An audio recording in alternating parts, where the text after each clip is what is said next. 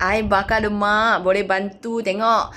Cut gula. Tak berapa lalu makan manis. Turunkan kg. Lagi. Senang membuang. Bukan cilik-pilik punya. Sangat bagus. Korang pernah cuba ke belum? I bakar lemak ini. Sangat-sangat best. Dia punya rasa tak ada manis. Jangan risau. So, dia punya rasa dia pahit manja.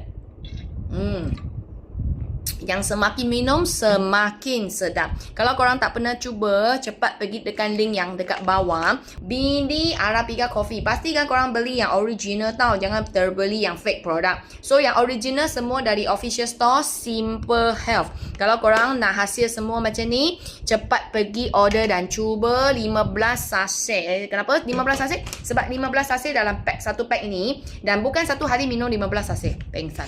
Satu hari, satu sachet sudah cukup. Satu sachet letak dalam 1 liter air dan minum waktu pagi selepas sarapan. Okay, so korang minum pun bukan minum sekaligus habis. 1 liter ini korang minum kalau pagi ada senaman, korang minumlah semasa senaman. Kalau tak ada senaman pun sama juga minum waktu pagi. Dan slow-slow habiskan ini sebelum petang punya lunch. You akan rasa slowly you punya kehidupan akan berubah, you punya selera akan berubah, you punya pergi tandas punya lancar itu berubah, you punya badan ringan, bertenaga, semua ini akan berubah. Ada halal, ada cap KKM, semua ini ialah makanan sehat yang boleh bantu kita setiap hari semakin sehat punya, semakin baik punya. Boleh kasih you minum setiap hari tanpa bebankan you punya badan.